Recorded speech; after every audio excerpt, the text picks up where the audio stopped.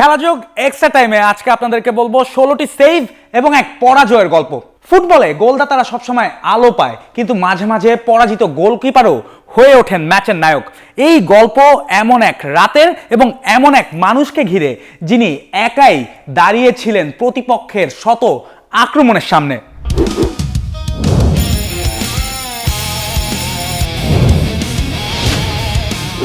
সেই গোলকিপারকে চিনে নিন এবং কিউটের পক্ষ থেকে আকর্ষণীয় পুরস্কার জিতে নিন।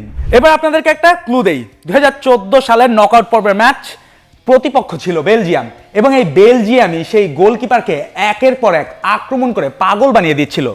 ডান দিকে শট, সেই গোলকিপার সেভ করছেন, বাঁ দিকে শট, সেই গোলকিপার সেভ করছেন, মাঝখানে শট, সেটাও তিনি সেভ করছেন। যেন একাই দেয়াল হয়ে দাঁড়িয়েছিলেন তিনি। কিন্তু শেষমেশ ম্যাচটা তিনি হারলেন, কিন্তু এটা যেন কোনোভাবে হেরে গিয়েও জিতে যাওয়া। বলুন কে সেই গোলকিপার এবং জিতে নিন খেলাযোগের পক্ষ থেকে আকর্ষণীয় সব পুরস্কার।